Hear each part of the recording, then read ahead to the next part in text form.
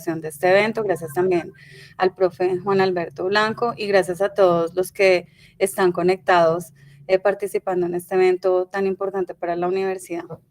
Voy a permitirme leer unas palabras en nombre de la rectora, la doctora María Ruth Hernández. Entonces, si me permiten, pues voy a apagar la cámara para evitar que hayan inconvenientes de conexión.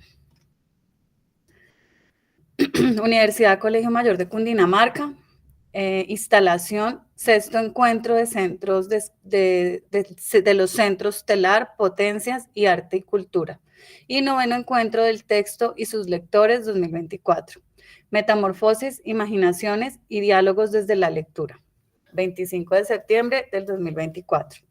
Buenos días para todos, apreciados directivos de la Universidad Colegio Mayor de Cundinamarca, decanos, directores de programa, conferencistas, invitados especiales, panelistas, docentes, estudiantes egresados, funcionarios administrativos, miembros del programa de Ciencias Básicas, ahora facultad. Estamos pues en esa transición, pero ya formalmente el programa de Ciencias Básicas es la Facultad de Ciencias Básicas. Es un gran logro para el programa de Ciencias Básicas que ahora sea una facultad y por supuesto un gran logro para la universidad. Y equipos de trabajo del Centro de Escritura TELAR, del Centro de Educación Matemática Potencias, del Centro de Arte y Cultura, Centro de Idiomas y Observatorio de Cultura y Gestión del Conocimiento. Reciban un especial saludo.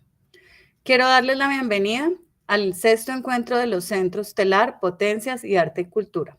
Una semana extraordinaria en la que nos convocamos las letras, los libros, las matemáticas, el arte y la cultura, y en las que tenemos la oportunidad de explorar las profundas conexiones que nos aportan estos campos del conocimiento al tiempo que disfrutamos del ingenio de los seres humanos en sus diferentes vertientes.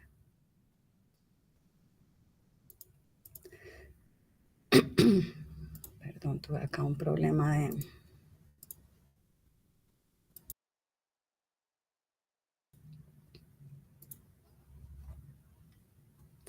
El escritor checo Franz Kafka, uno de los más influyentes autores de la literatura universal, señaló que un libro debe ser la hacha que rompa el mar helado que hay dentro de nosotros. Y justamente hoy, en el marco de este encuentro, conmemoramos el centenario de su muerte con la instalación del noveno Encuentro de Texto y sus Lectores 2024. Que en esta ocasión tiene como lema Metamorfosis, Imaginaciones y Diálogos desde la Lectura. Cabe recordar que el encuentro del texto y sus lectores surgió en el Centro de Escritura TELAR como un espacio de integración de la comunidad universitaria para compartir criterios, argumentos e inquietudes en torno al proceso de leer e interpretar los textos que definen e identificar los desempeños académicos, profesionales y culturales de la vida en sociedad. Con esta intención, año tras año, el Centro de Escritura TELAR ha liderado conversatorios, paneles, conferencias, talleres y actividades lúdicas que subrayan la importancia de la lectura para nutrir de conocimiento, imaginación, argumentos y creatividad la formación universitaria. Este año no es la excepción y al rememorar a Kafka, buscamos seguir construyendo un espacio de interacción con los libros y la lectura, además de reflexionar en torno al gran legado de esta figura clave de la literatura moderna, que retrata las vicisitudes del hombre actual y nos revela las diferentes dimensiones de la condición humana. A esta iniciativa se suman los demás centros del programa de Ciencias Básicas y, a modo de observadores, el Centro de Idiomas y el Observatorio de Cultura y Gestión del Conocimiento. En esta ocasión queremos agradecer al escritor colombiano Óscar Pantoja, quien nos acompañará a las 12 del día con su conferencia magistral La vorágine en viñetas, cuando el cómic adapta los clásicos literarios. A propósito de los 100 años de la publicación de esta obra de José Eustacio Rivera, que ha sido considerada como la primera novela moderna de nuestro país. En la jornada de hoy tendremos además 2 conversatorios sobre la obra de Kafka, denominados Metamorfosis, Imaginaciones y Diálogos desde la Lectura en la Academia, y que tendrán lugar a las 9:30 y a las 6:30 p.m. 9:30 AM y a las 6:30 PM, con la participación de los diferentes programas académicos de la universidad, y a las 4 PM el Club de Lectura Germán Arciniegas, organizado en conjunto con la Biblioteca Central de la universidad. Además, con la idea de exaltar la palabra hablada, se convocó al 7º torneo discursivo, La Comunidad Universitaria Tiene la Palabra, un concurso que posibilita el fortalecimiento de las habilidades de expresión oral para los estudiantes, docentes, egresados y funcionarios. La idea es que, en este caso, puedan disertar acerca de los valores y su relación con la metamorfosis, la obra más conocida de Franz Kafka. A lo largo de la semana, los diferentes centros de la institución estarán encargados de presentarnos conversatorios, talleres e intervenciones y muestras artísticas de origami, pintura y cultura oriental, así como cineforos y la exposición permanente del Centro de Arte y Cultura, en los que agradecemos la presencia de los maestros Alexander Oliveros y Camilo Gutiérrez. Y para el cierre del evento, el 28 de septiembre, contaremos con la conferencia Lectura y Violencia en los artículos de prensa en colombiana, con otra invitada especial, la doctora Gina Fiorella Velandia. Muchas gracias a todos los que hacen parte de este encuentro, porque con su compromiso y dedicación y con esta nutrida exposición de artes y saberes que integran a las diferentes dependencias de la universidad, nos ayudan a potenciar los procesos de aprendizaje, a dar evidencias de la formación integral y, en definitiva, a que la Unicolmayor se transforme. Espero que estos días contribuyan con una experiencia enriquecedora para todos. Bienvenidos. En nombre de la doctora María Ruth Hernández Martínez, rectora de la universidad. Muchas gracias. Muchas gracias, doctora Marisela.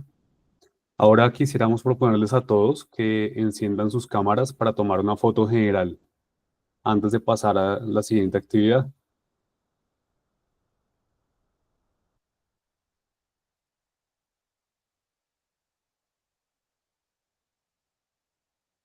Perfecto, ya estamos encendiendo las cámaras. Muy bien. Entonces Tatiana va a tomar la foto. Tatiana nos avisará cuando ya lo haya hecho.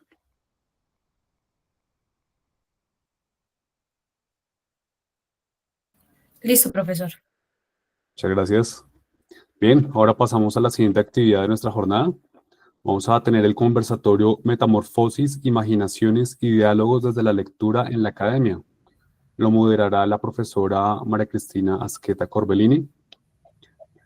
Gracias, mi profe. Perdóname un minuto. De parte de la doctora María Ruth, nuevamente un agradecimiento a todo el equipo y que espera verlos pronto para expresarles la gratitud en la organización de este evento. Muchas gracias, profe. Discúlpeme, profe María Cristina, que interrumpí su entrada, pero muchas gracias.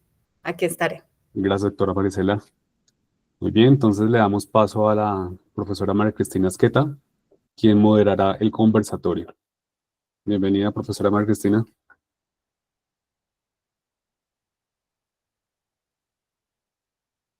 No te escuchamos. ¿No has activado el micrófono? Perdón, pequeño detalle. Gracias. Buenos días. Para mí es un placer estar en tan grata compañía. Por todos los presentes, que son numerosos. Ya casi estamos en una centena de asistentes. Me parece magnífico. Y, por supuesto, para mí es un orgullo poder estar en este panel con acompañantes que nos van a contribuir en el tema que se ha planteado para el panel, metamorfosis, imaginaciones y diálogos desde la lectura en la academia. Nuestros acompañantes, Juan Alberto Blanco Puentes, director de Ciencias Básicas, por Trabajo Social, el profesor Camilo González Moreno, por Ciencias Básicas, Juan Carlos Gómez Vázquez, por el Laboratorio Clínico, una estudiante, Alejandra Conde, y por Diseño Digital y Multimedia, el profesor Jorge Emilio Franco Rosales. Así que estamos en muy buena compañía para esta conversación en torno a este libro tan importante que ha marcado, digamos, en la lectura prácticamente todo el siglo XX y lo que va del siglo XXI, tal vez por la propuesta estética muy renovadora, también muy acorde a un contexto en una época de cambios, de crisis, de transformaciones permanentes.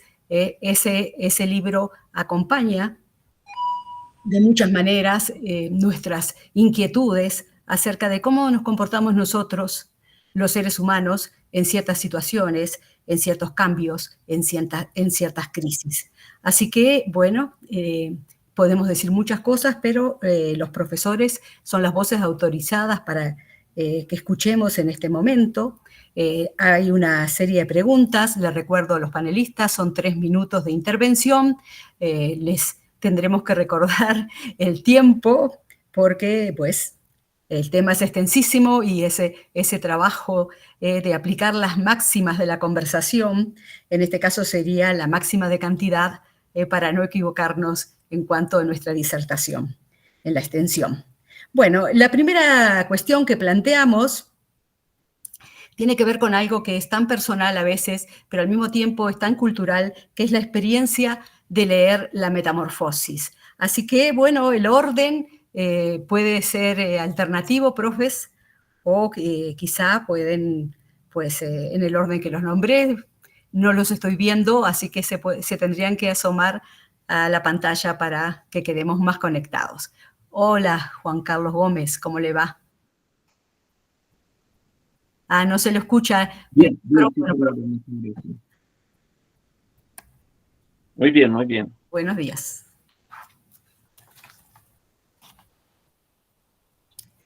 No sé si usted va a hacer uso de la palabra en primer lugar u otro de los profesores. No tengo inconveniente, puede ser. Sí, cómo no, con mucho gusto. Bueno, pues hay muchas cosas para decir, debido a que pues la escritura de Kafka permite una interpretación múltiple, sí, casi que indefinida.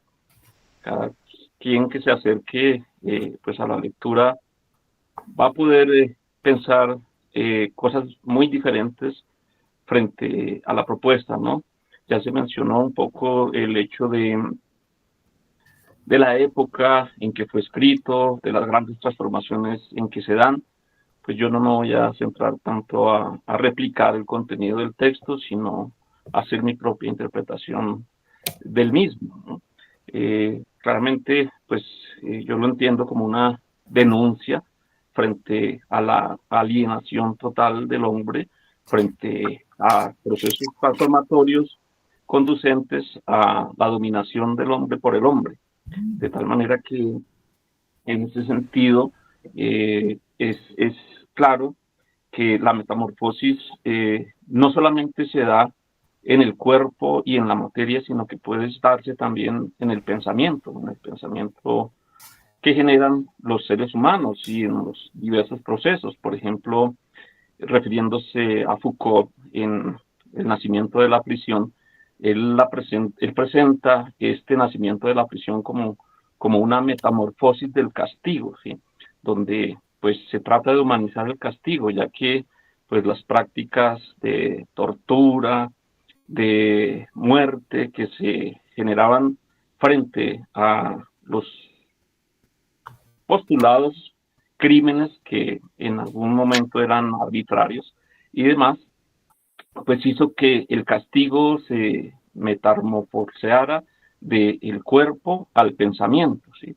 De tal manera que con el nacimiento de la prisión se llegó a hacer que el castigo tomara otra dimensión supuestamente más humana, ¿no? Desafortunadamente, en esa metamorfosis, pues nos encontramos con, como decía ya anteriormente, la alienación total, ¿no?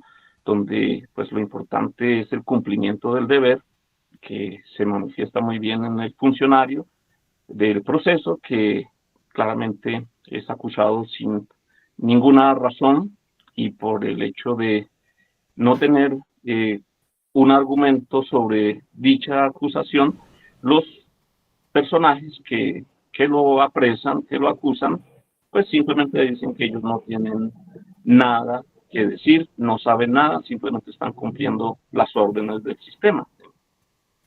Esa alienación nos lleva a situaciones mucho más complejas, ¿no? Un periodista que está muy comentado actualmente, que se llama Gonzalo Guillén, hablaba de esa alienación que se da en el cumplimiento del deber, haciendo una narrativa sobre el 9 de abril, ¿no? Cuando pues, se generó toda esa matanza y en la recolección de los cuerpos, en algún momento a X funcionarios les entregaron 10 cuerpos para llevarlos al cementerio central. Entonces resulta que en ese trasegar, uno de los cuerpos se levantó, se despertó y dijo que algo aquí estaba ensangrentado y demás. Era un personaje, un muchacho joven que se había emborrachado y estaba desmayado por efecto del licor y de las lesiones. Entonces, la respuesta fue que usted no puede hablar, usted está muerto, ¿sí? Entonces, él dijo, no, pero yo me quiero ir de acá. Dijo, no, usted no se puede ir porque a mí me los entregaron contados, ¿sí?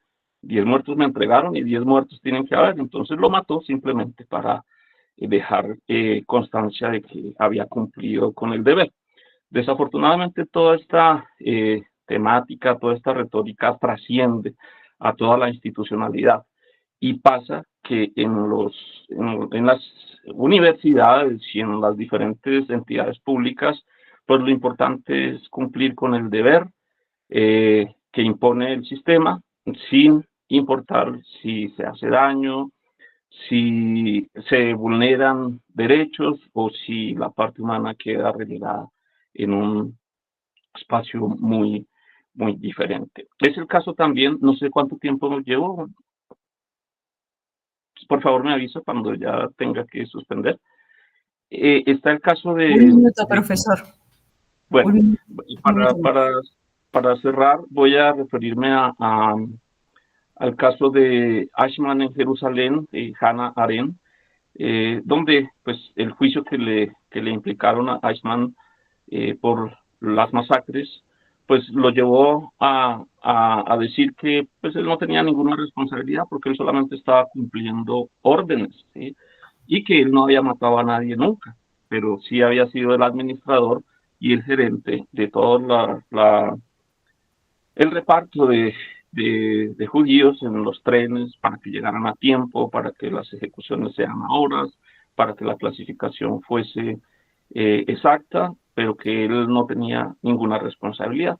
Eso llevó a Hannah Arendt a propiciar un término que se conoce como la banalidad del mal, ¿no? Es decir, que nadie se hace responsable de nada, simplemente a los preceptos o a las condiciones que ordena la hegemonía del sistema. Eso, pues, para redondear es muy poco tiempo para poder hacer una ilustración más amplia, pero eso es más o menos lo que me inspira la lectura de la Metamorfosis. Muchas gracias. Muchas gracias, profesor. Bueno, tenemos a los otros panelistas, a ver quién quiere continuar en esto, que por supuesto la obra lo que más tiene es esa polisemia y hay muchos sentidos que podemos recoger a partir de ella. Profesores, Alberto Blanco, profesor Camilo, buenos días.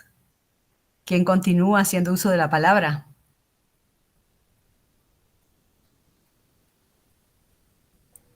Buenos días, ¿cómo están? Hola, buenos días, profesor Jorge Emilio. Bueno, hay una palabra que usted menciona, la polisemia, que es bastante interesante, ¿no? También depende mucho de las condiciones del lector. Entonces, también por eso es que cuando uno lee un libro, tiempo después de haberlo leído por primera vez, o mucho tiempo después de haberlo leído, se ven otras cosas distintas de cuando se leyó por primera vez. La reflexión que hace el profesor me llama mucho la atención. Se habla del hombre por el hombre y de la alienación en el cumplimiento del deber. Yo también llego con esa idea y aquí entra la idea de polisemia, pero la aplico en un contexto diferente.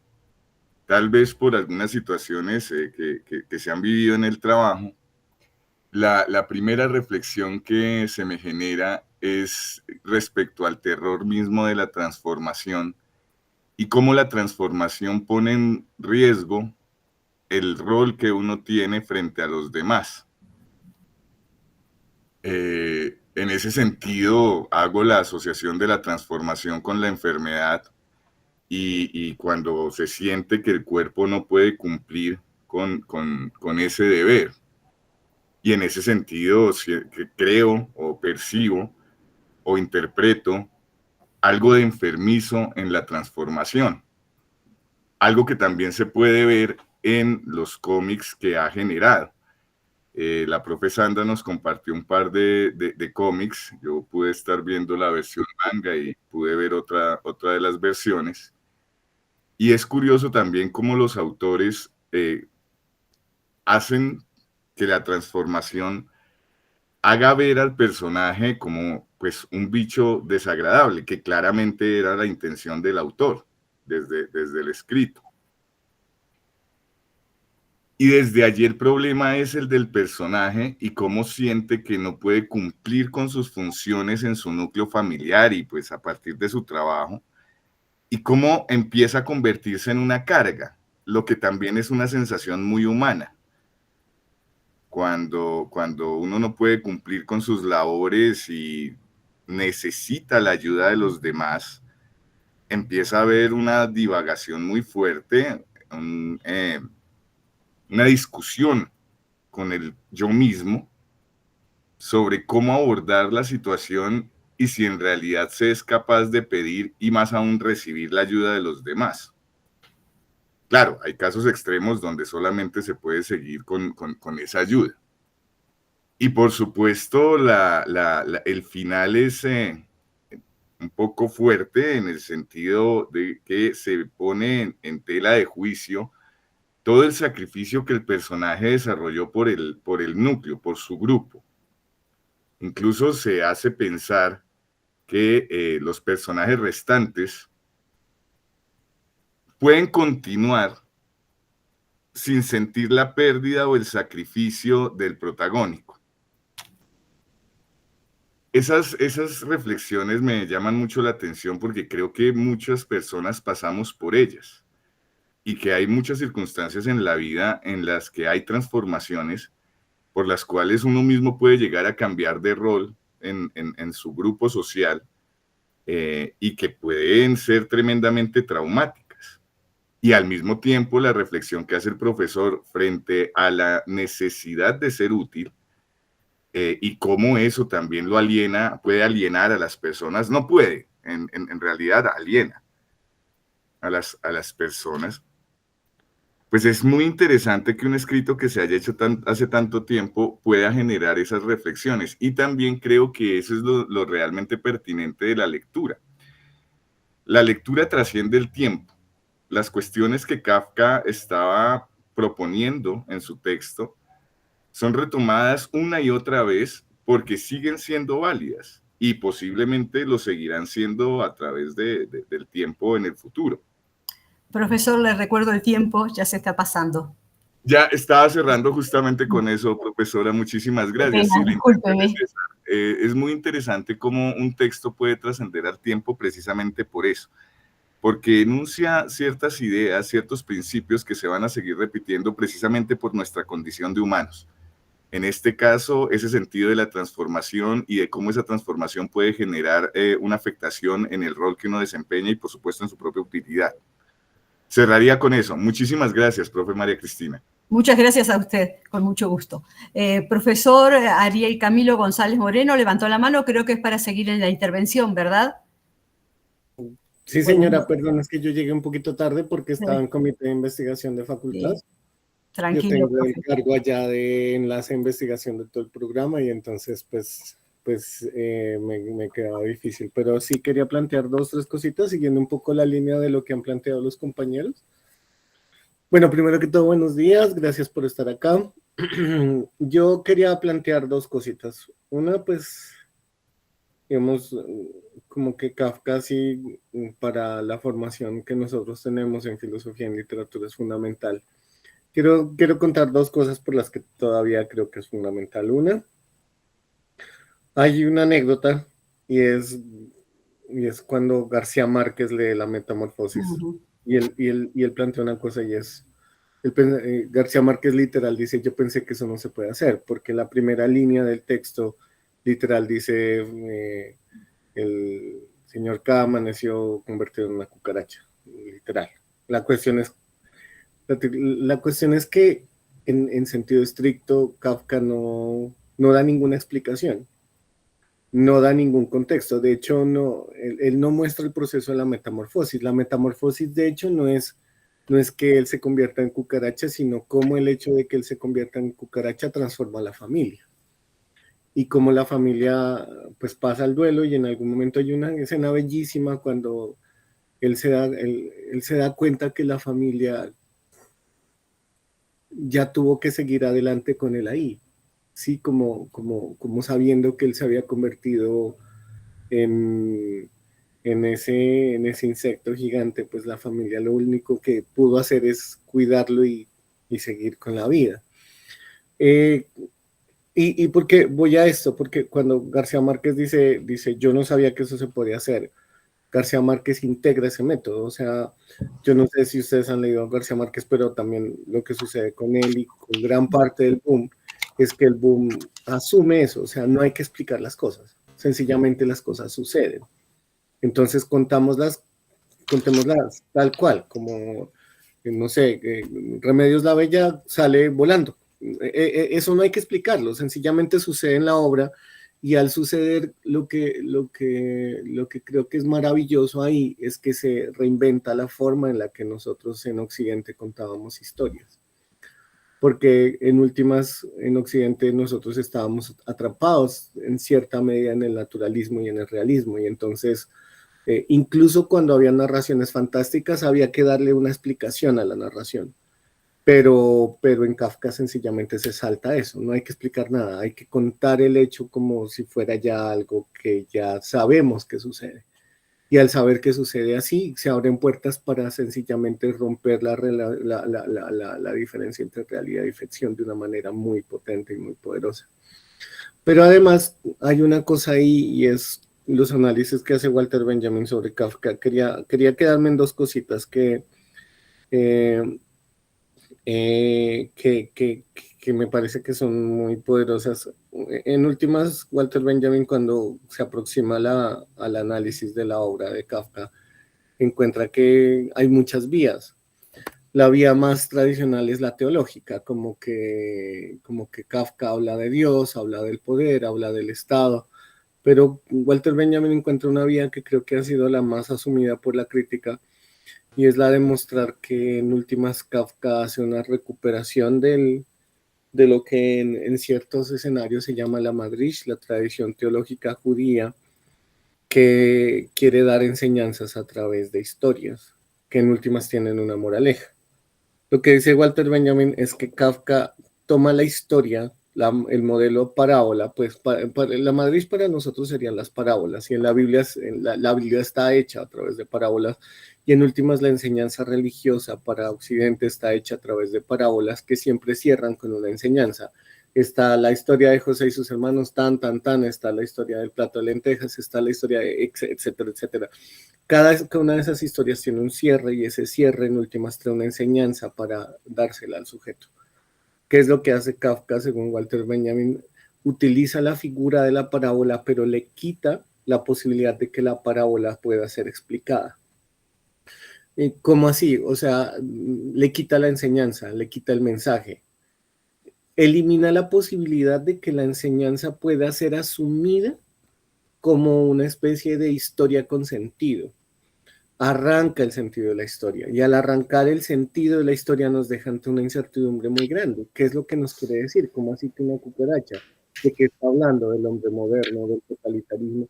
Es esa ruptura con la posibilidad de sentido la que hace que la obra de él sea tan poderosa, porque en la medida en que la obra se resiste a ser interpretada, en últimas no solo permite explotar la polisemia, sino que lo que dice Benjamin es que al estallar así, la obra quiere que nos paremos frente al mundo como si el mundo fuera una especie profundísima de enigma que es imposible de ver. Y tal vez el enigma más poderoso que quiere Kafka que veamos es el enigma del poder. En la Metamorfosis hay una cosa que a mí me parece maravillosa y es el personaje se convierte en una cucaracha, pero él está preocupado porque no puede ir al trabajo. Y eso me daba tanto dolor la primera vez que yo la leí. Era como así, usted está ya haciendo ahí y su única preocupación es que él tiene una cita con el jefe. Esa manera de interrogar al poder nos obliga a pensar qué es el poder, pero ya sin una idea de recuperación del sentido, de recuperación del... Profesor, el tiempo, le recuerdo. Sí, ya estoy terminando. Entonces, la idea es pararte frente al poder para verlo en todas sus dimensiones, viendo en el poder un enigma. Y eso es como la gran enseñanza de Kafka para Occidente. Gracias, profe. Muchas gracias a usted, qué pena tener que interrumpirlo, muy interesante todas sus disertaciones, pero tenemos que continuar con el tiempo. Profesor Juan Alberto Blanco, ¿nos acompaña? Hola, muy buenos días. Hola, profe, ¿cómo está? Bien, bien. Felicitaciones por este éxito que veo yo de asistentes. Eso ya es una característica de la tradición del encuentro de centros. Me encanta a mí el personaje del huésped en la novela, porque de cierta manera es una forma de... Para mí el huésped soy yo como lector, soy yo como testigo de un problema que aparentemente es íntimo, pero que Kafka lo socializa, ¿sí? ¿Por qué es íntimo? Porque el escenario es la casa, ¿sí? Es un encerramiento que desde la palabra escrita nosotros de cierta manera atestiguamos lo que le está ocurriendo a Gregorio, familiarmente tratado, ¿no? Porque es Gregorio Samsa. Este lector testigo, este huésped narrado, contado, con su mirada de lo que está ocurriendo y su papel aparentemente pasivo, de cierta manera es lo que le da valor a la metamorfosis de Kafka como una especie de escritura profética. Es decir, lo bueno de reconocer hoy en día esos textos ya canónicos de la literatura universal es que uno se da cuenta de que, caramba, ¿dónde está o qué hace que Kafka tenga la capacidad de decirnos que en el siglo XX esta vaina se va a consolidar, ¿sí? Y que ese sujeto transformado y transformador al interior de la familia, ¿sí? Es un sujeto condenado que depende del trabajo, ¿cierto? La incapacidad del padre, este cuerpo enfermo, que de cierta manera va a terminar siendo el cuerpo deteriorado de Gregorio, ¿sí? Y es interesante, o sea, la novela no puede terminar de otra forma si no es con la muerte del bicho, ¿sí? Porque si termina de otra forma, pierde sentido la metamorfosis, ¿sí? Porque es que lo bueno de la metamorfosis, lo bueno de la transformación, es que de cierta manera con la muerte del bicho viene la liberación de la familia, ¿sí? Porque el hecho de barrerlo, ¿sí? El hecho de que por fin después de 6 meses, que es lo que dura narrativamente, temporalmente la novela, después de 6 meses salen a la luz, salen de nuevo, ¿sí? Observen cómo la familia misma de cierta manera es feliz con el sacrificio del hijo, ¿cierto? Pareciera ser como si no le debieran nada al hijo, sino que el hijo le debiera a la familia. En ese sentido, pues, ¿qué ocurre?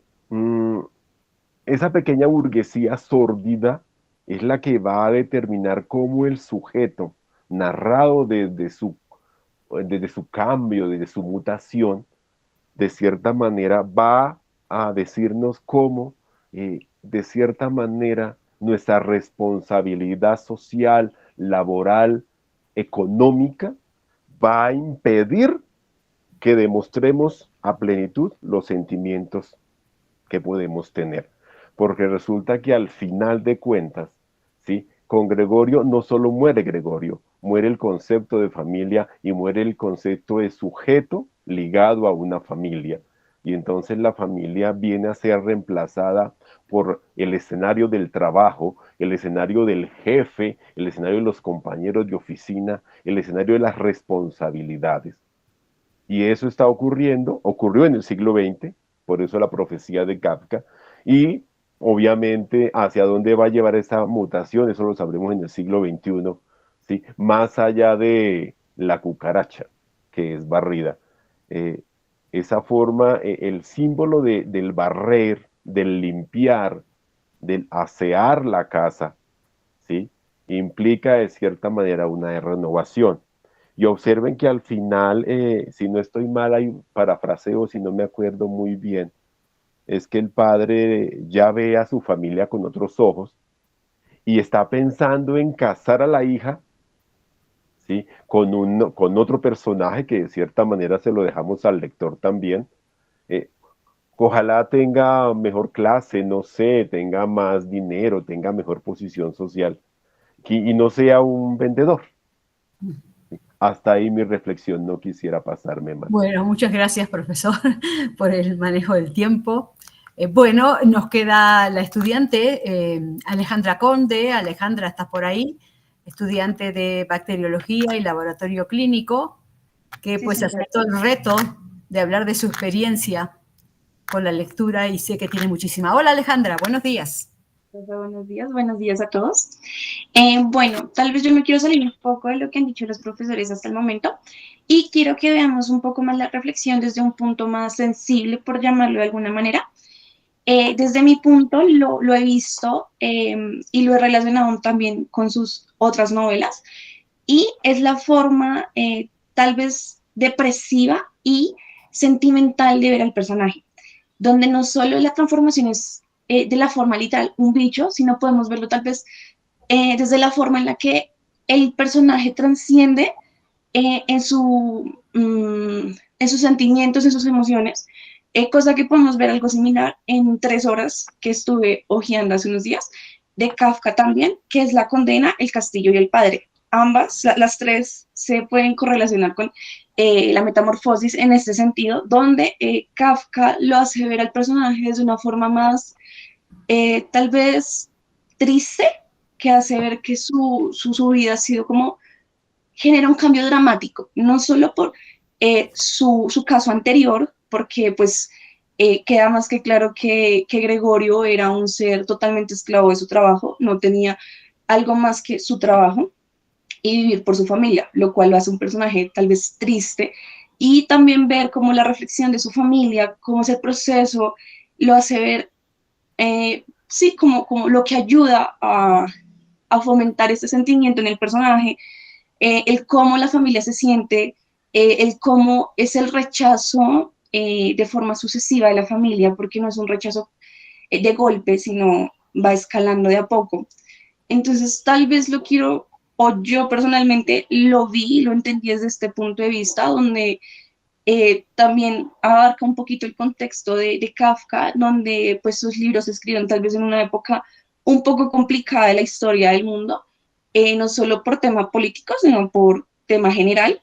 Entonces, lo he visto mucho desde este punto, donde, insisto, es tal vez un trasfondo un poco más sentimental, un poco más ver cómo los valores entre la familia y Gregorio, perdón, se han visto debilitados por una situación tal vez un poco diferente a la que ellos ya habían venido pues teniendo con Gregorio. Y lo mismo pasa como en general con las demás lecturas de Kafka, o sea, se puede empezar a ver como un tipo de deterioro entre el personaje principal y los personajes que lo acompañan en todas las historias. Entonces, tal vez quiero verlo desde ese punto más, tal vez personal. Listo, muchas gracias, Alejandra, por tu intervención. Muy bien, súper. Bueno, creo que seguimos con la siguiente pregunta para este panel, que consiste en la metamorfosis y la lectura de textos literarios en la universidad, que es un tema creo que muy actual, así que sería muy interesante escuchar la posición de los panelistas acerca de esto, que creo que es una preocupación constante para todos, porque en realidad pues están quienes se especializan en literatura, pero también quienes son lectores y de repente están en diferentes disciplinas. Y bueno, ¿qué opinión nos traen sobre eso? ¿Seguimos en la misma orden que veníamos o podemos cambiarlo? O sea, en este caso, para que no quede tan lineal la intervención, digamos, pero ¿quién quiere iniciar con este tema de las lecturas literarias en la universidad? ¿Profes? ¿Se escuchan sugerencias? Juan Carlos Gómez, usted había iniciado. ¿Quiere iniciar ahora también? Bueno, sí, sí, si nadie más se atreve, yo lo hago. Para esta parte. Bueno, muy bien. Gracias, profesor. Bueno, sí, yo pienso que la lectura de textos literarios, pues no solamente a nivel de la universidad, sino a nivel de la sociedad en general, ¿sí? Es algo que desafortunadamente contraviene un poco con las prácticas del sistema educativo, ¿no? Donde prácticamente lo que se hace es obligar a lecturas académicas para responder cosas puntuales, muy lejos del análisis crítico, reflexivo, que obliga prácticamente a dar razón por una recompensa que es la calificación y posteriormente un título, ¿cierto? Pero eso nos diferencia de muchas otras culturas donde pues la lectura y poderse uno inmiscuir y hacer parte de las tramas y de las escenas que muestran los escritores tan prolíficos y tan admirables como de pronto puede ser Víctor Hugo, ¿no? Novela histórica de Los Miserables, poder uno como revivir esas situaciones complejas, ¿no? O también el Conde de Montecristo, ¿no? O La Dama de las Camelias, bueno, tanta cosa que nos retrotrae pues a analizar lo que está pasando con nosotros. Algún autor recomendaba que pues uno debe hacer la lectura de un autor pues atendiendo un poco a su época y trasladando las condiciones a la época nuestra. Creo que a veces eso no sucede, ¿sí? Entonces, eso es lo que implica el hecho de que no se tenga una posición crítica ni reflexiva frente a las diversas situaciones que tenemos en temas como la justicia, el bien y el mal, o simplemente el desarrollo humano, ¿sí? Me parece que incentivar y hacer que estos espacios sean cada vez más amplios y más nutridos y con mayor participación va a permitir que la literatura pues cumpla una función mucho más enriquecedora en el pensamiento de todos nosotros. Muchas gracias. Bueno, muy amable profesor, muchas gracias por sus conceptos sobre esto que es algo fundamental, ¿no? En la formación personal no hay duda y creo que en la información académica tampoco debiera haber ninguna duda acerca de que estas lecturas son básicas y que por lo contrario no son accesorias como se tiende a pensar. Seguimos con otro panelista, no sé si quieren mantener el orden, profesor Camilo. El profesor... No, me atrevo a interrumpirte de una vez. Con eso rompemos ese hielo. Ese tangram bueno, de fichitas que se arman. Hay dos tipos de lectura, damas y caballeros, la lectura de deber y la lectura de placer. Pero cuando uno se dedica a la literatura, pues toda se vuelve de placer. Entonces, ahí ya, ¿qué ocurre en la universidad? Me parece a mí que es válido que el estudiante deba leer por deber, ¿cierto? Ya sea porque debe cumplir con un requisito del sistema. Pero cuando uno habla con los estudiantes se da cuenta de que están leyendo los textos académicos porque de cierta manera también en un momento dado les preocupa el conocimiento, ¿sí? Más que, como dicen, les preocupa de cierta manera la teorización de su vida para la praxis de la misma. ¿Por qué leen por deber? Porque es el deber ser del estudiante. Entonces es bueno a veces encontrarse con estudiantes y profesores que les da por meterse en el mundo insano de la literatura. Ese mundo insano que tiene sus propias coordenadas, sus propias libertades, sus propios gustos y disgustos. Lo bueno de la literatura es que te permite a ti asumir la posición crítica de la estética del gusto. Esto me gusta, esto no me gusta, y de cierta manera hace que el estudiante, dentro de esa formación integral, que es por la que propendemos, se dé perfectamente cuenta de que sin la literatura no existe ninguna profesión. ¿Sí? Es gracias a la literatura que de cierta manera lleno mi ocio, lleno mi tiempo de descanso, lleno mi tiempo de reflexión, lleno mi tiempo de pensar críticamente el saber que estoy estudiando. Lo bueno de estudiar derecho y leer literatura de vez en cuando, eso es maravilloso. Lo bueno de estudiar trabajo social, de vez en cuando ver literatura, eso fascina. Y así puedo seguir, leer arquitectura, leer bacteriología. Imagínense ese universo disciplinar que tiene que ver con la bacteriología. Pero de cierta manera también la literatura me va a permitir a mí descansar un poco, ¿sí?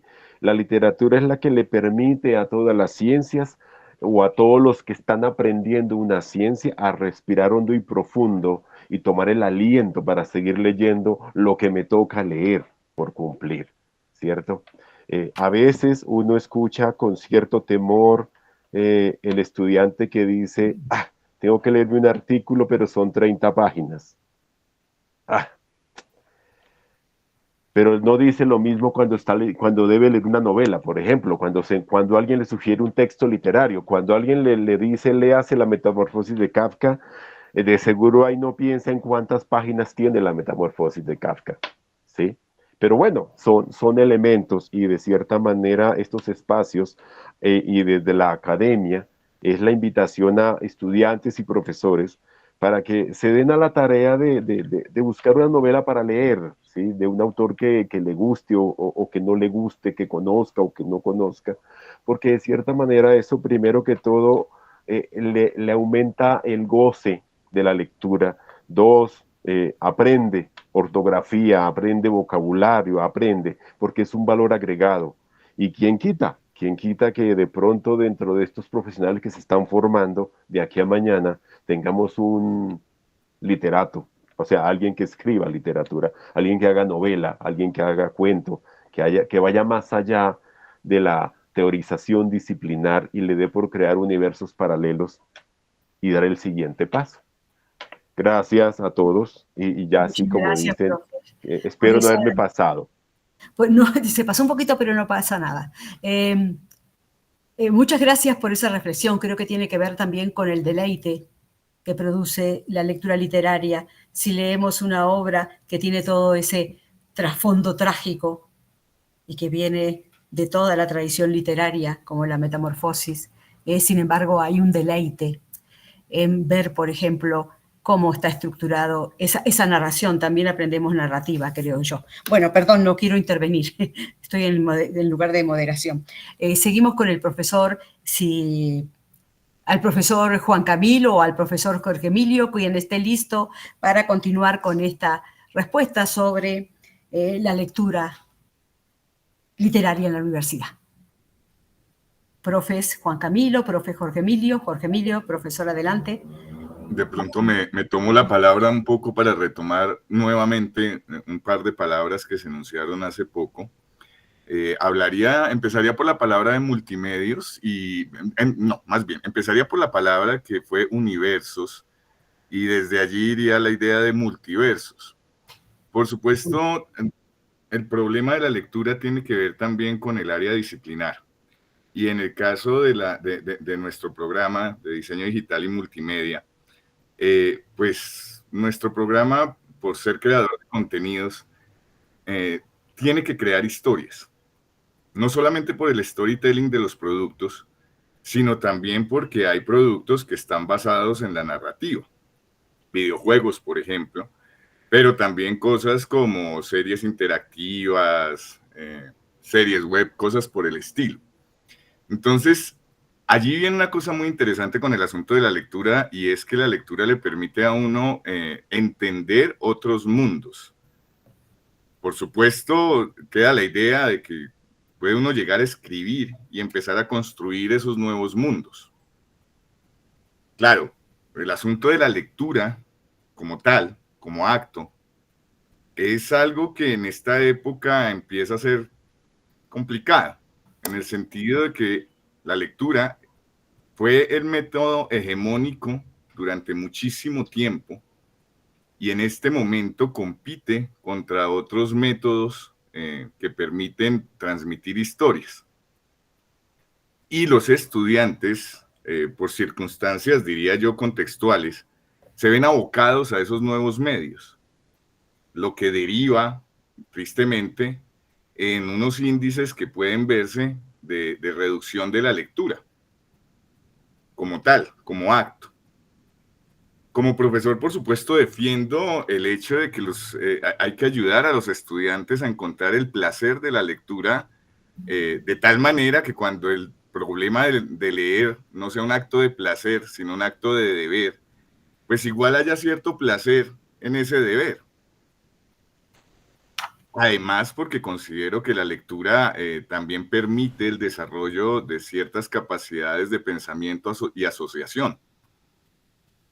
Entonces, sí considero que hay un reto fuerte en lograr motivar al estudiante a que encuentre el placer en la lectura y en la indagación.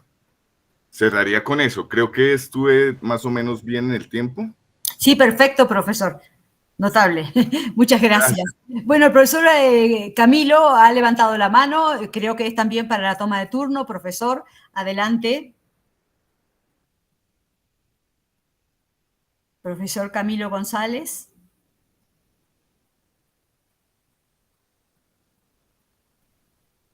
No me responde. No sé si tiene el micrófono apagado o no escucha. O si continuamos con Alejandra y luego le damos la palabra al profesor, porque debemos continuar, se nos va el tiempo. Alejandra, ¿tú qué quieres decir sobre la lectura literaria en la universidad? Tú que estás en esa experiencia. Bueno, sí, señora. Tal vez la lectura literaria para mí ha influido mucho como toda mi vida, desde muy pequeña. Mi papá me influyó mucho la lectura literaria. Pues tal vez es importante también los textos académicos, pero también la lectura literaria tiene mucha importancia, tanto tal vez a nivel académico como a nivel cultural. Lo que pasa es que se siente bien tal vez poder hablar con alguien sobre un texto literario, una obra como que a ti te haya gustado y poder compartir ideas con otra persona. Es algo que se siente como bien, que se siente como en gusto de poder compartir ideas, y siento que es importante que los estudiantes tomemos ese rol de poder adentrarnos, tomarle cariño a la literatura en general. Por ejemplo, desde mi perspectiva muy personal, yo soy muy fan de Lovecraft.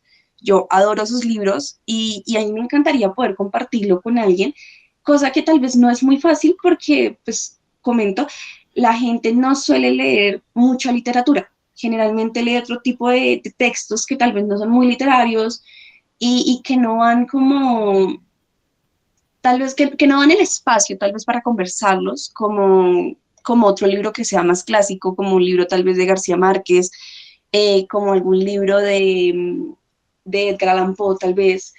Entonces, siento que estaría bien que nosotros como estudiantes tomáramos ese amor por la lectura no solo literaria, sino en general la lectura. O sea, te abre muchos caminos, no solo en tu ámbito profesional, sino que en tu vida personal. Es enriquecedor, te ayuda con muchas cosas. Leer realmente te ayuda a mejorar tu vocabulario, la gramática, tu forma de escribir, tu forma de tal vez ver las cosas, de sensibilizarte con el mundo en general.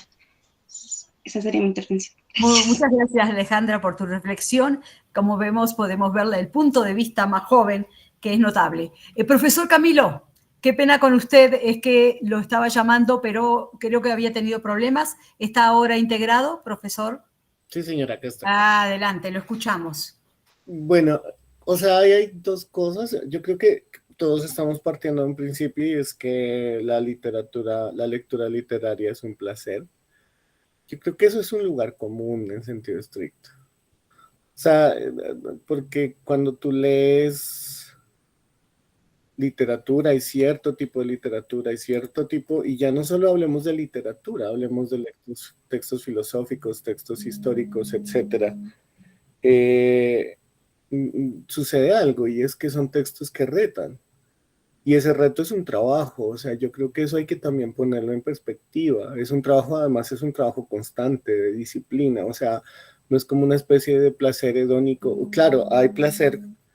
Esperen un segundo, perdón, me está llamando mi hija y ella, cuando empieza a llamarme se vuelve. Y precisamente yo pensaba en Juana, en mi hija, porque lo que yo me he dado cuenta es que tal vez hemos perdido las herramientas para que las personas más jóvenes encuentren esa disciplina como algo que tiene sentido.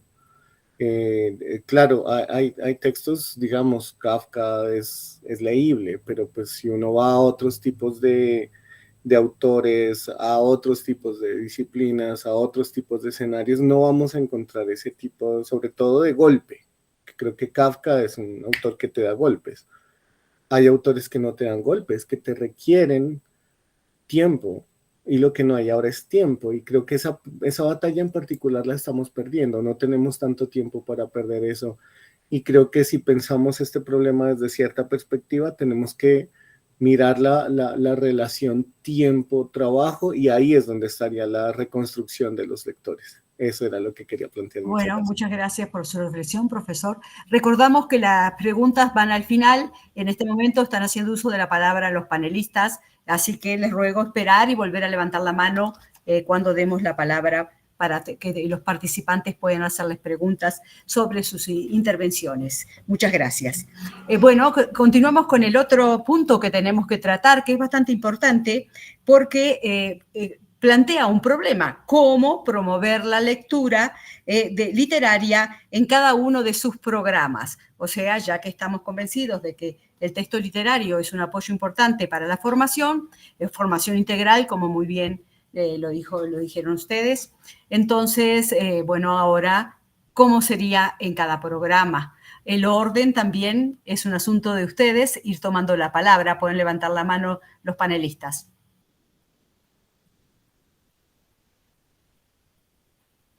Están un poco tímidos los panelistas. Adelante, Juan Carlos Gómez, adelante. Sí, la pregunta es compleja porque trasciende el ámbito de la institucionalidad, ¿no? De las paredes de la universidad, porque promover esa lectura literaria, pues como decía la estudiante, está muy vinculada con el hogar materno, ¿no? Como si eso se vive allí, si se le promueve, si se discute en casa y demás, pues seguramente que va a ayudar mucho, ¿no? Yo pienso que hacer de pronto encuentros para discutir, como también decía la estudiante, textos literarios que no encuentra par para hacerlo, sería muy bueno poder tener esos elementos, ¿no? Yo creo que de alguna manera sí hay que hacerlo, no hay que perder de vista, no tenemos respuestas absolutas e inmediatas, pero sí marca un horizonte al cual debemos llegar. Yo quiero decir algo importante que también mencionó el anterior profesor Camilo, en relación no solamente con la lectura de la literatura clásica, sino también de textos filosóficos y demás, ¿no? Resulta que el mundo occidental se fundó, se fomentó y trascendió sobre una lógica instrumental, ¿sí?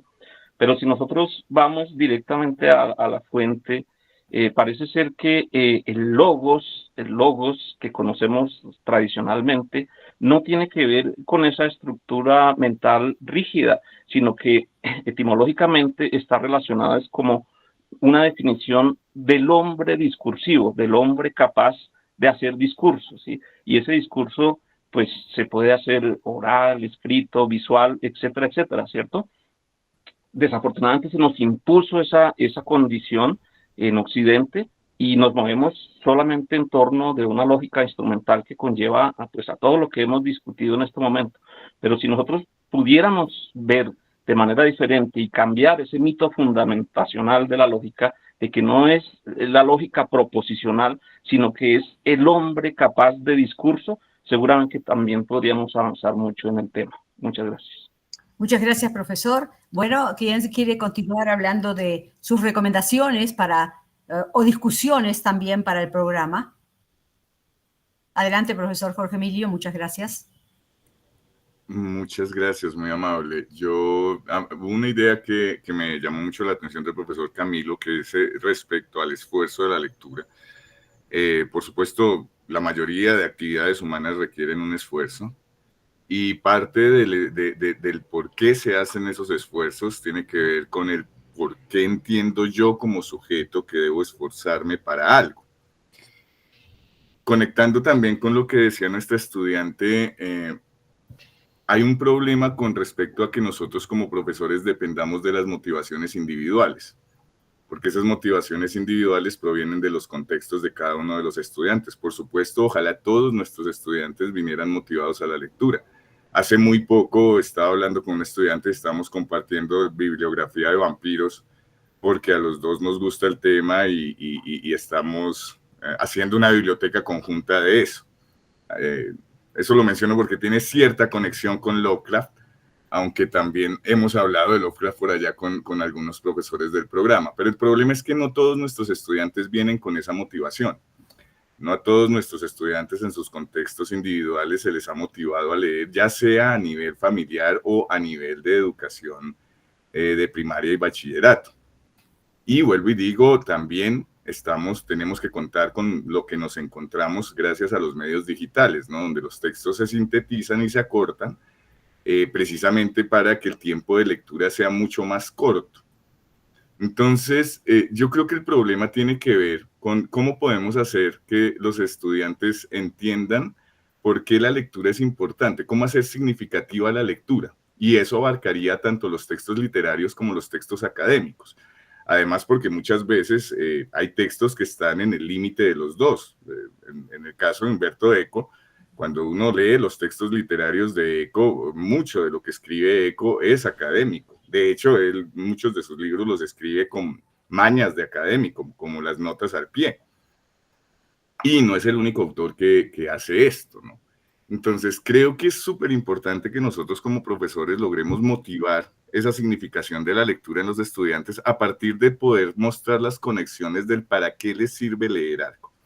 Esa sería mi intervención. Muchísimas gracias. Muchas gracias, profesor Jorge Emilio. Y ahora continuamos con el profesor Juan Alberto o con el profesor Camilo, cualquiera de ustedes, o puede ser también Alejandra, que la adelantáramos. Adelante, profesor Juan Alberto. Bueno, gracias. Sí, estaba pensando en los programas. De cierta manera, esas miradas por la tipología de estudiantes, la diversidad de tipología de estudiantes, la diversidad de orígenes de los estudiantes. Claro, es válido pensar que no todos llegan con el gusto por leer, o no todos tienen, digámoslo así, acceso, porque hay que tener en cuenta que no siempre el acceso a la literatura es fácil. Ahí la tarea o el desafío de cada uno de los programas, y más del programa de ciencias básicas, que es transversal a todos los programas de la universidad, y el papel del Centro de Escritura Telar, que sería bueno ir pensando en un escenario para la lectura, ¿cierto? Para poder diversificar, porque es que escritura y lectura van de la mano, ¿cierto? Leer para escribir, y al final termina uno leyendo para escribir. De ahí que uno da el paso después de leer tanto y de manera proliferante a escribir. Me parece que el compromiso de los programas es de cierta manera rescatar esa pequeña semillita que todo estudiante tiene por leer literatura. Porque de hecho, sí, claro, vienen con miradas distintas para acceder al libro, con imposibilidades, ¿cierto? Eh, pero pues hoy en día las bibliotecas que aparentemente son escenarios olvidados pueden empezar a ser retomados, porque sí, de pronto la lectura digital, ¿cierto? Que no es tan romántica como la del libro, que todavía queremos muchos leer el libro, tenerlo en físico y todo este cuento. Lo importante es que de cierta manera los programas dentro de ese trabajo independiente de los estudiantes no se lo pongan como tarea, sino más bien como una opción de acceso a la lectura. Que no lean por leer, pero puede empezar por ahí, porque es que a veces como que de cierta manera, si forzamos un poco el ejercicio de la lectura, eh, pues como que se desvirtúa de cierta manera ese ejercicio de leer. La invitación es a que los programas de cierta manera hagan que el estudiante lea por placer un poquito más, de cierta manera, ¿sí? Para que de todos modos se encuentren, ¿sí? Así como bien lo dice el profesor, si les encantan los vampiros, pues genial, ¿sí? Ya hay un punto para conversar diferente. Y esas conversaciones generan mucha creación, de seguro que sí. Además, sería bueno que desde los programas se crearan clubes de lectura, ¿sí? Desde lo disciplinar, cómo leer la ciencia en la literatura, cómo leer la arquitectura en la literatura, cómo leer la economía en la literatura, ¿sí? De cierta manera, y así lograr que nuestros estudiantes se forjen y se formen integralmente. Sería hasta allí mi intervención. Muchas Bueno, muchas gracias. gracias, profesor. Bueno, quedan los dos panelistas, Alejandra y el profesor Camilo, así que pues ustedes toman la palabra. Profesor Camilo, ¿está por ahí listo para su intervención? Pues yo sigo un poco con lo que planteaba hace un segundo, que de hecho estaba leyendo el comentario del profe Josman, que me había encantado escucharlo. El profe Josman es doctor en historia, es un lector impenitente, como varios del programa de trabajo social, que es donde yo lo conozco. Y él plantea hoy que debemos leer sin deleite, pero sí con la obligación de abordar textos que se nos presentan tediosos. Y creo que ese tedio es, o sea, uno al menos desde donde estamos, el tedio es insalvable. Sí, cuando uno trabaja estas cuestiones, el tedio no puede, o sea, el placer, el deleite son palabras importantes, pero el tedio es importante, y el tedio es importante en cualquier disciplina. Yo creo que como academia y como mundo histórico, un poco lo que hemos perdido es la posibilidad de hacer que la gente ame el tedio, se interese por el tedio y por el aburrimiento. Sí, por ejemplo, hay una idea de que uno lee ciertos textos y la gente en general solo lee textos que le gustan o que les enseñaron a que eran, sí, y hay una literatura muy popular que es, digámoslo así, fácil de leer. Pero lo que nosotros quisiéramos es que el lector común, el lector no privilegiado, el lector que no está dentro de la literatura, se asumara a esos textos que son más difíciles, pero eso requiere tedio. Pero ese tedio es el mismo que se requiere para pasar de un tipo de fórmulas a las otras. Es el tedio que se requiere para manejar bien un PowerPoint o un in vivo, un etcétera. Todo requiere tedio, y yo creo que en últimas estamos en un proceso de aprendizaje del tedio, pero para finalizar aquí hay una cosa que me parece también muy importante, y esto lo digo desde nuestra disciplina, no disciplina porque yo no estoy dentro del trabajo social, pero estoy en el programa de trabajo social y he aprendido de ellas y de ellos durante 10 años un montón de cosas, y ellos me transformaron la vida. Y ellas me transformaron la vida, y el trabajo social me transformó la vida. Y es que en el trabajo social siempre se hace una pregunta, y es ¿leer para qué? Creo que sí, es porque yo creo que acá también hay un lugar común, y es que leer nos hace más humanos, o nos vuelve más éticos, o nos vuelve más conscientes. Yo creo que eso es un poco también algo que tenemos que cuestionar de manera muy fuerte. El hecho de que la lectura de los clásicos te dé una conciencia más profunda de la historia es un lugar común que se creó en un momento muy particular de Occidente, bajo una clase social muy privilegiada que utilizó este principio para, de alguna manera, hablar de su cultura como una cultura superior a las otras. Y las otras eran culturas que en sentido estricto no eran ni letradas ni escritas, ni les interesaba eso. Y eso no implicaba que dentro de ellas no hubiera reflexión histórica o etcétera. Entonces yo creo que una reflexión muy profunda acá que nos lanza el trabajo social es la lectura para qué, pero también la lectura para quiénes. Y en esa pregunta también que estamos nosotros como formadores, creo que también tenemos que hacerlas un poco, ajá, sí, o sea, no es necesario que la gente lea Cervantes si no da dentro de su contexto. La pregunta es, ¿qué es lo que habría que leer? ¿Y qué, en qué contextos? ¿Y para quiénes también? Porque pues creo que eso es una cuestión que va de la reflexión desde donde nos ubiquemos, politizamos la enseñanza de la literatura y de la filosofía y de la historia. Y creo que ese es el trabajo. Y eso, muchas gracias. Bueno, gracias, profesor. Alejandra, tienes la palabra. Muchas gracias. Pues desde mi punto y enfocándose tal vez como en los tiempos que pueden tener los estudiantes desde el proyecto como tal, yo creería que sería bueno implementar la lectura tal vez desde libros sencillos, hablemos de libros sencillos como ilustrados, cómics, algo que sea no solo agradable para la vista, sino que sea algo sencillo de entender y comprender, e ir avanzando tal vez a lecturas más complicadas, más extensas, que requieran de más tiempo, requieran de más dedicación para poder leer y entender. Creería que sería como un buen proyecto a implementar tal vez, no solo que le sirva a la carrera como tal, la bacteriología, sino que le sirva a otras carreras, a otras facultades. Tal vez empezar desde lo más simple, empezar tal vez fomentando la lectura desde algo sencillo, desde algo que sea agradable para todos, pues teniendo en cuenta las edades aproximadas de todos que empiezan muy jóvenes a la universidad.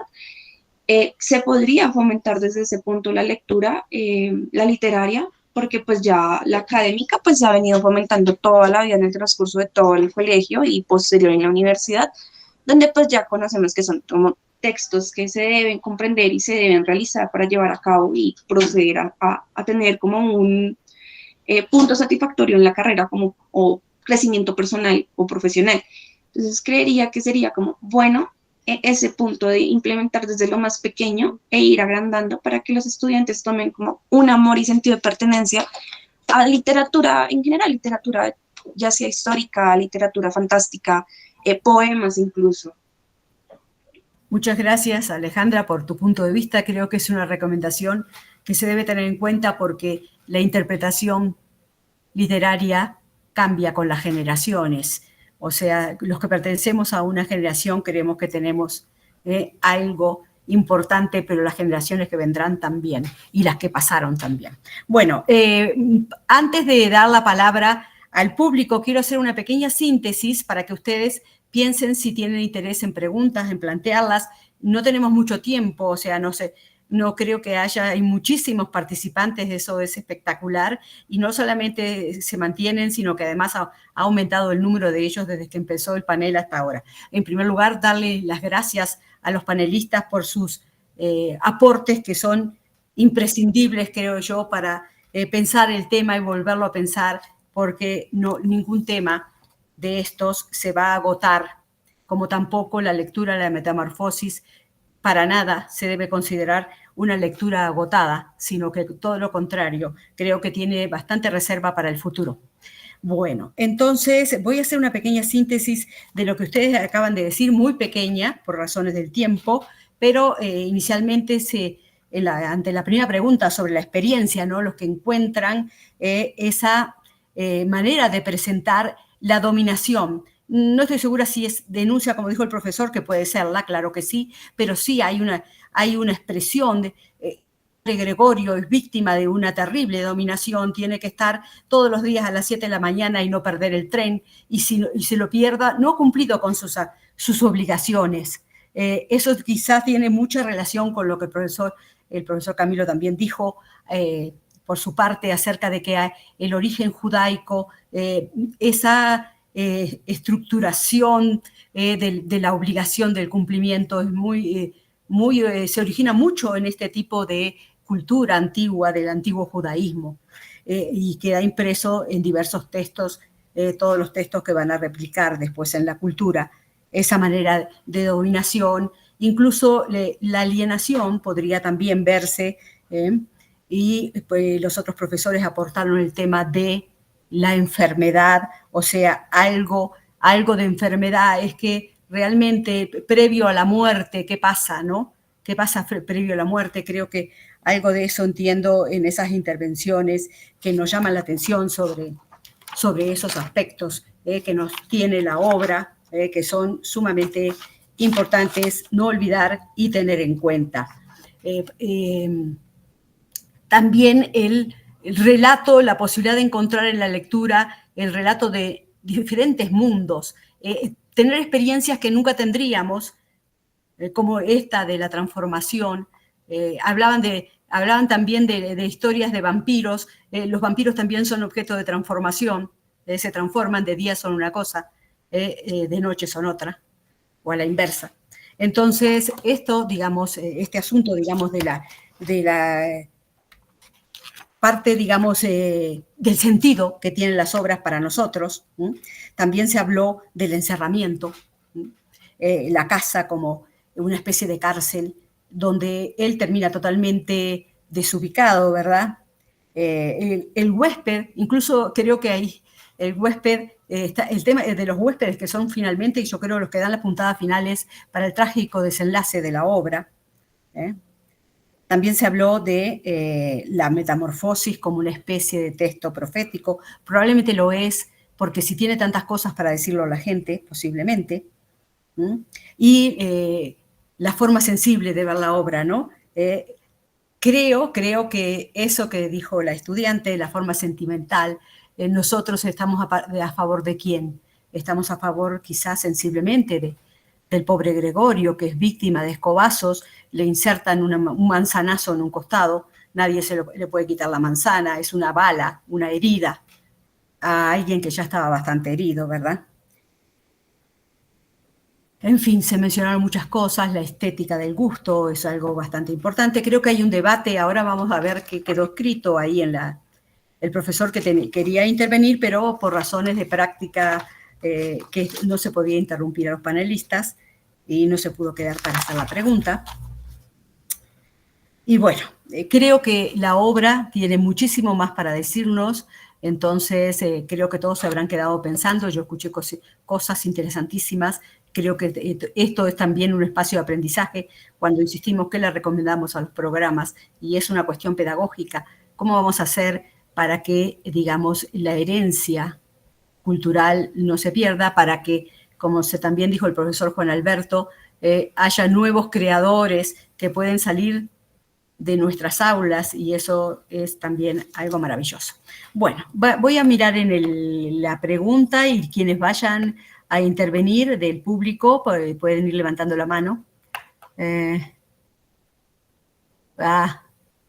Pero acá ya quedaron hablando en el chat. Hay varias cosas. Bueno, voy a leer lo que dijo el profesor. No me puedo quedar, pero de acuerdo con el profesor Camilo, no todo es goce, no todo es deleite. Eso solo ocurre, bueno, es una versión desde la perspectiva filosófica. No todo es goce, no todo es deleite. Eso solo ocurre cuando se domina de manera completa la destreza de la lectura. Los estudiantes vienen, bueno, pero está de fondo el tema de la lectura crítica, ¿no? Los estudiantes vienen con un acervo cultural deficiente. Yo diría que no.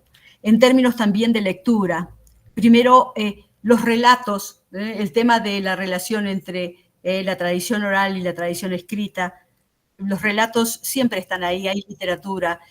Bueno, se dice que no se debe hablar de literatura oral porque eso va en contradicción. Literatura quiere decir letra, tiene que ver con la escritura, pero el relato es una parte muy importante que alimenta la literatura, y García Márquez tiene esa fuente del relato, de los relatos orales para su creación literaria. deficiente en términos también de lectura. Primero hay que enseñar u orientar el pensar en tener elementos para abordar la lectura. Aún hoy debemos leer sin deleite, pero sí con la obligación de abordar textos que se nos presentan tediosos. No todo es goce ni debe serlo, pero incluso los textos difíciles, ese ejercicio hermenéutico de descifrar sus enigmas, eso también produce placer. Ni debe serlo. O sea, no todo es goce, obviamente, estamos de acuerdo. Esa visión lúdica es un exceso hedonista, probablemente sí. Bueno, muchas gracias, profesor. Y vamos a ver si alguien más dejó su pregunta acá. Gloria Inés Zuleta, permanezco en el encuentro. Muy interesante y estoy totalmente de acuerdo con el planteamiento del profesor Josman Cherluit. Muy bien. ¿Alguien entonces quiere manifestarse de manera oral, decir algo sobre la metamorfosis, decir algo sobre literatura en la universidad? Profesor Jorge Emilio. Y después Brian Steven. Voy viendo las manos que se levantan. Yo creo que me voy a meter en un problema con lo que voy a decir. Vamos a ver. Porque hay un dilema acá, que es el deber, y el deber versus el placer. Y yo enunciaría la semiótica agentiva, que habla de la agenda. Más allá del deber o del placer, los organismos funcionamos por agendas. Y digamos que a ese acuerdo han llegado las ciencias cognitivas. Entonces, que algunas agendas se asocien al deber y otras agendas al placer, eso ya tiene que ver con las circunstancias contextuales e individuales. Entonces, digamos que no todo es placer, ciertamente, pero los organismos y los sujetos, sobre todo, hacemos las cosas porque obedecemos a nuestras propias agendas, algunas impuestas por el contexto y otras, por supuesto, nuestras. Eso diría en cuanto a esa dicotomía que se puede encontrar entre el deber y el placer. Y entonces, volviendo al punto de la lectura y de la lectura de la literatura, que es como el problema del encuentro, pero no dejando de lado el texto académico. Y en eso quisiera tomar algo que dijo la profesora María Cristina, y lo retomaría desde alguien como Greimas, y es la idea del relato. Es que las historias están ahí, la cultura está ahí, y cada individuo la sufre de una manera diferente. O cada individuo se ve inmersa en ella de una manera diferente. Entonces, el problema nuestro es cómo como docentes motivamos a nuestros estudiantes a que generen un hábito por la lectura y un hábito positivo. Y además, por supuesto, un hábito crítico. Porque como lo enunció uno de los profesores, no es leer por leer. Mi lucha de Hitler es un clásico. Claro. Y no lo puedes leer si no eres crítico. Entonces, en efecto, no es solamente leer por leer, pero es generar ese hábito crítico de pensamiento, entendiendo por qué. Y por eso yo hablaba de la lectura significativa, intentando asociarlo con el aprendizaje significativo. ¿Cuál es la utilidad de? ¿Por qué podría ayudar a? Esa sería mi intervención al respecto, profesora. Muchísimas gracias. Muchísimas gracias por recordarnos todo eso, profesor.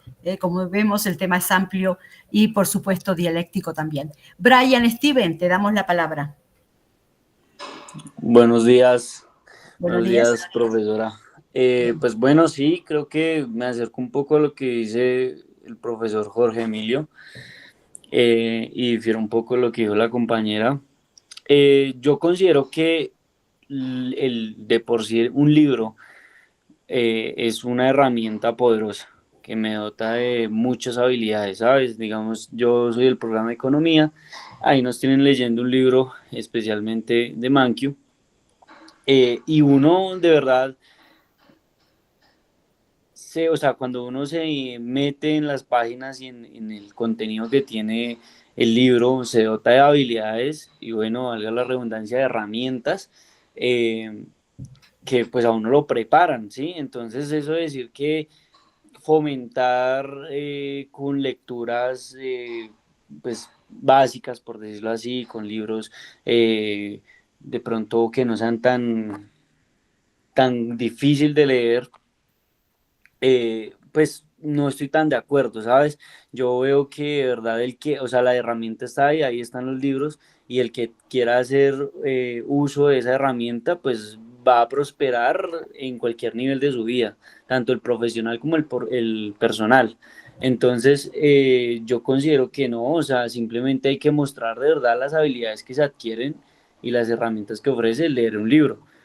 Y ya con eso, o sea, lo que han hecho los profesores, o sea, los profesores muchas veces nos han dicho la importancia de lo que es la lectura, la importancia que lo que es empaparse del tema del cual uno se está interesando. Entonces, nada, esa es como la reflexión que yo dejo, o sea, como ahí están las herramientas, esto es algo que te va a ayudar a crecer tanto profesional como personalmente. Y pues nada, no necesita más incentivo, ya el que quiera tomar la herramienta y utilizarla, que lo haga. Muchas gracias por tu intervención. Ahora le damos la palabra también estudiante Álvaro Cardoso Betancur, es estudiante de programa de bacteriología. Álvaro, te escuchamos. Buenos días para todos. Buenos días.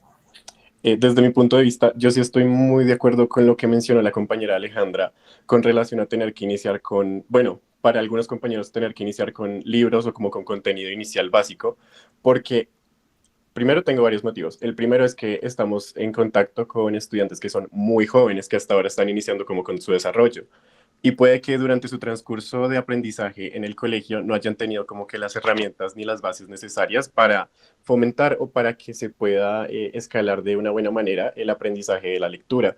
Mientras que ya cuando estamos entrando a la universidad y, por ejemplo, queremos abordar temas de nuestro interés que sean ajenos a la carrera, es decir, como que algún contenido que tenga romance, que tenga acción, que tenga cierto contexto que nos interese, pero digamos que si queremos ya leer un libro más avanzado no podamos interpretarlo como quisiéramos o como debería ser como lo ideal iniciar o tener como un soporte o un guía docente que nos ilustre cómo empezar, por qué libros podríamos empezar una lectura para interpretarlo, no como que avanzar de una vez a algo complejo, si no se tienen las bases y las herramientas. Además de que no estoy desmeritando, digamos, las capacidades de los docentes de un colegio con relación a los de una universidad, porque ambos están preparados, pero un docente universitario que tiene más como afinidad o ya se especializó en literatura o algo relacionado, va a tener mejores bases que darle al estudiante para que éste pueda empezar a integrarse con este tipo de lectura y asimismo como que encontrar su estado o su zona de confort. Porque creo que otro profesor también lo mencionaba, como que, o sea, uno lee por leer, sí, pero también son ciertos temas. Uno no puede estar obligado a leer todo el tiempo cosas que la mayoría de la gente quiera recomendar. Si uno se siente cómodo con cierto contenido, uno lo sigue leyendo por su propio placer. Ya si decide como que salirse de su zona de confort está bien, pero no pueden obligarlo. Bueno, muchas gracias. Espero que todos los profesores de los programas estén tomando nota de las recomendaciones de los estudiantes, que son muy pertinentes, sin duda. Muchas gracias. Bueno, ¿quién más quiere pues intervenir? Jenny Fernanda Martínez, te damos la palabra. Y Carlos Daniel Londoño después. ¿Sigues, Jenny? Pues yo vería la situación al revés. Y desde estudiante yo creo que uno a veces se puede sentir como esa cucaracha de que no se siente parte de. Entonces, pues si uno ve las cosas de pronto desde una perspectiva, no, digamos que no teniendo en cuenta que uno debería tener unas bases y demás, sino como decía de pronto alguno de los profesores, ver el contexto del estudiante podría como ayudar a eso. ¿Y a qué hago referencia? En mi caso personal, pues yo no conocía acerca mucho de la mitología griega y demás, pero tuve una persona cercana que o sea, para poder entenderla, me propuso el reto de escribir los cuentos como yo los creía, o sea, me hacía leer como un pequeño resumen y me hacía crear ese universo, primero escribiéndolo. Entonces creo que pues esa también podría ser un elemento clave.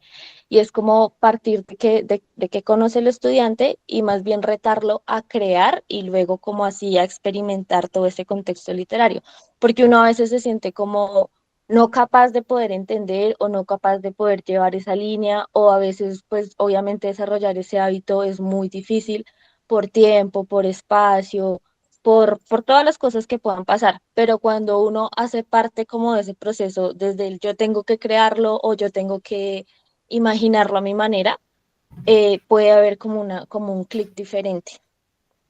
Hasta ahí. Bueno, muchas gracias, Jenny, por tu intervención. Creo que vamos a dar lugar a una última pregunta, pregunta o respuesta, que ahí el estudiante Carlos Daniel está pidiendo la palabra, ya te la damos, pero a las 11 comienza el torneo de debate, así que tenemos que pasar a la otra sala de debate.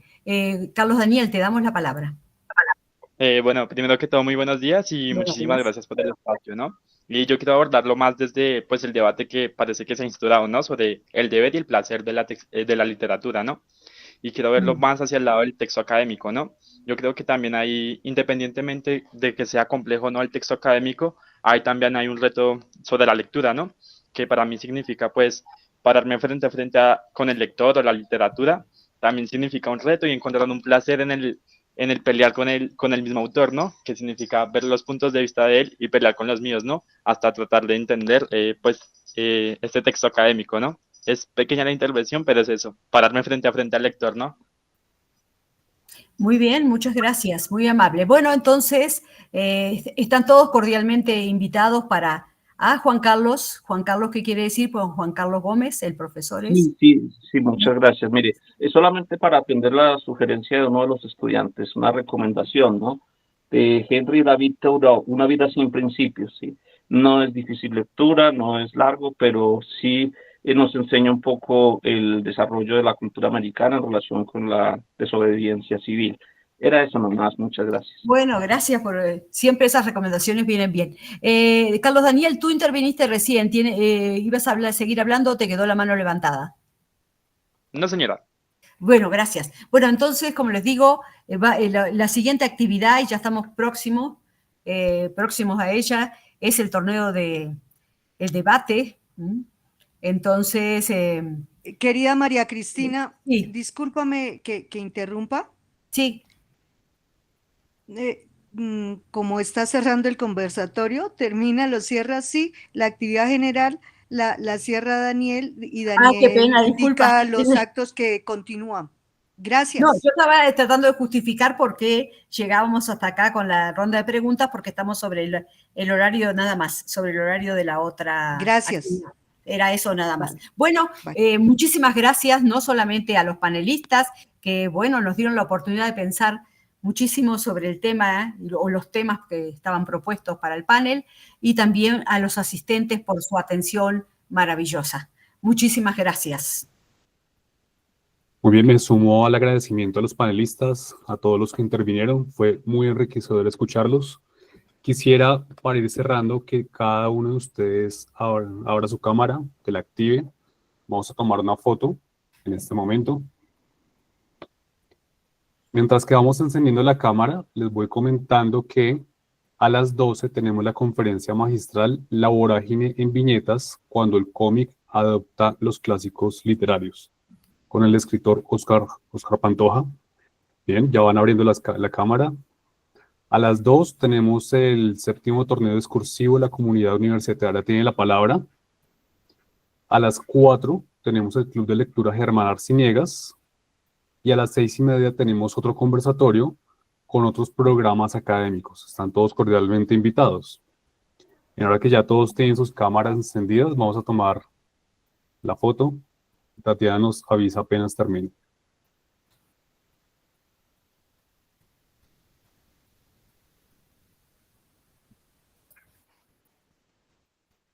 Listo, profe, ya quedó la foto. Muchas gracias. Perfecto, muchas gracias. Entonces nos vemos exactamente en 1 hora. Recuerden que todos los eventos que tenemos son por el mismo enlace. Acceden por este mismo enlace de Meet. Muy bien, entonces un fuerte abrazo para todos, un excelente día. Hasta luego. Muchas gracias. Muchas gracias a todas y a todos. Gracias, hasta luego. Muchas gracias, compañeros y compañeras y estudiantes. Hasta luego. Gracias.